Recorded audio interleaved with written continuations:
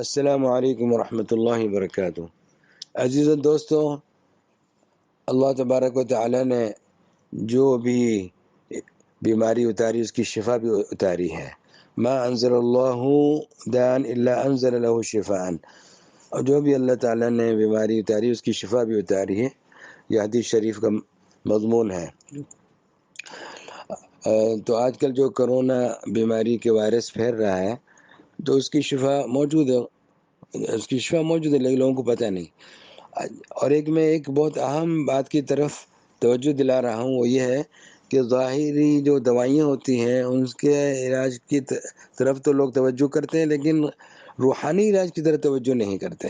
آج میں آپ کو روحانی علاج بتلا رہا ہوں، لیکن یہ مطلب نہیں کہ دوا نہ کریں، علاج نہ کریں، وہ بھی کریں، کیونکہ وہ ظاہری علاج کرنا بھی سنت ہے، کا حکم بھی دیا گیا ہے، لیکن جو روحانی علاج ہے اس کی طرف توجہ کرنی چاہیے۔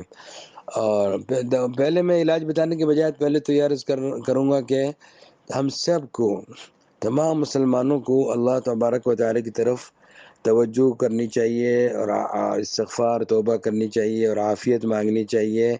جو عافیت سے اس کو بھی اللہ تعالیٰ کی طرف توجہ کرنی چاہیے، اور جس کو کوئی پریشان حال ہے، بیمار ہے، تو اس کو بھی اللہ تعالیٰ کی طرف توجہ کرنی چاہیے۔ سب کو اللہ تعالیٰ کی طرف توجہ کرنی چاہیے، اللہ تعالیٰ سے عافیت مانگنی چاہیے، اور استغفار توبہ ہر حال میں کرنا چاہیے۔ اور جو گناہ میں مبتلا ہے اس کو تو اور زیادہ توبہ استغفار کی ضرورت ہے۔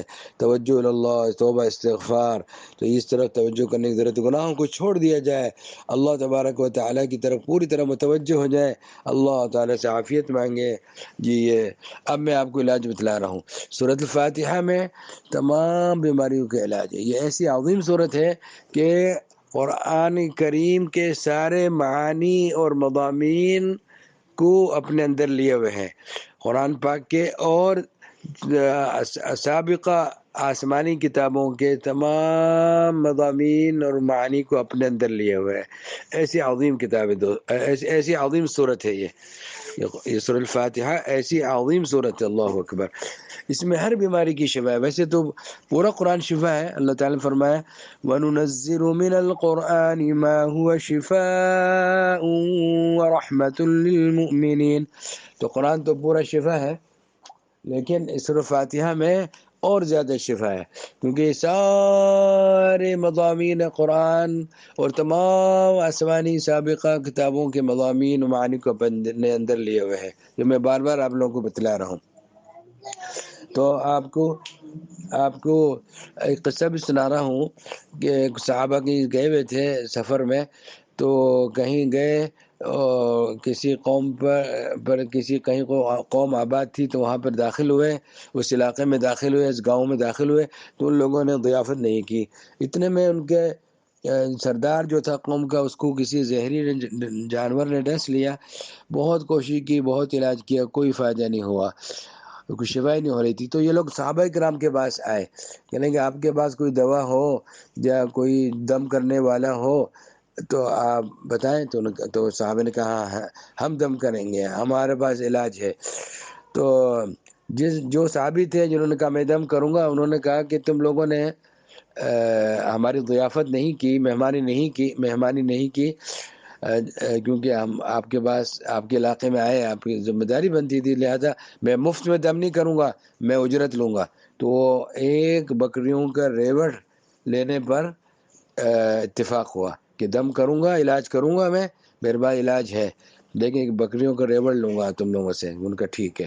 تو یہ دم کرتے رہے سورۃ فاتحہ سے، اور سورۃ فاتحہ پڑھتے تھے، اور منہ میں جو لعاب جمع ہوتا تھا وہ ان کے قوم کے سردار پر ایسے دم کرتے تھے کہ اس کے کچھ لعاب کے ذرات اس پہ پڑتے تھے، یعنی اس طریقے سے دم کرتے تھے۔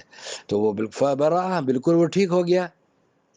تو پھر انہوں نے وہ بکریاں بھی لے لی ان لوگوں سے، الی آخر القصہ۔ تو میں کہہ رہا تھا کہ یعنی زہریلے جانور نے ڈسا تھا، تب بھی اس کو شفا ہو گئی سورۃ فاتحہ کی برکت سے۔ اور بعض مجربات میں ہیں جو آپ کو بتلا رہا ہوں۔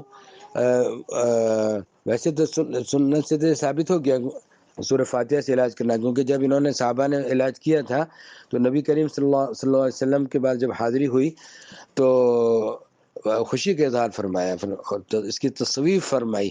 فرمایا جس صحابی نے دم کیا تھا، فرمایا ما وما ادراک انہا رقیہ، کہ تمہیں کیسے پتہ چلا کہ اس سے دم کیا جاتا ہے اس صورت سے، یعنی خوشی میں فرمایا.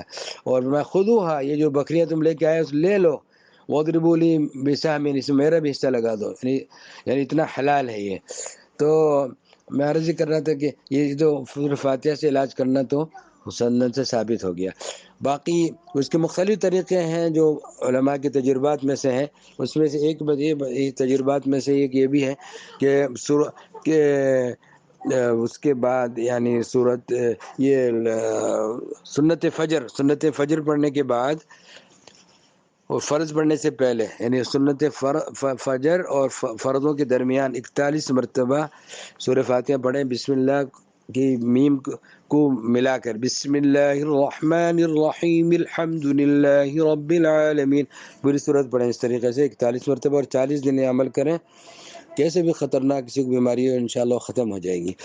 اور مگر یہ ضروری نہیں ہے کہ فرض اور سنتوں کے درمیان پڑھیں اور اتنی تعداد میں پڑھیں، کسی وقت بھی پڑھ سکتے ہیں. سورۃ فاتحہ اللہ کا کلام ہے یہ جی، تو کسی وقت بھی پڑھ سکتے ہیں، اور 40 مرتبہ پڑھنے کا بھی شرط نہیں ہے. لیکن میرا یہ طریقہ مجربات میں سے جو میں نے آپ کو بتایا، بعض لوگوں نے کیا، ان لوگوں کی بیماری ختم ہو گئی. لیکن اس کے علاوہ بھی کیا جا سکتا ہے. آپ 13 مرتبہ پڑھ لیں، 11 دفعہ پڑھ لیں، 7 دفعہ پڑھ لیں، سورۃ فاتحہ پڑھ کے دم کریں، اور اس کو لکھ کر زعفران سے لکھ کے بھی مریض کو پلائیں، شفا ہو جائے گی. زعفران نہ ملے تو عام قلم سے لکھ کر کاغذ کو اس میں ڈال دیں پانی میں، ایسے بھی دم کریں، اور اس پہ دم کریں، اس کو پلائیں، اس پہ چھٹا بھی لگائیں، دم کر کے کسی شہد میں دم کر کے اس کو کھلائیں، انشاءاللہ شفا ہو جائے گی. والسلام علیکم ورحمۃ اللہ وبرکاتہ.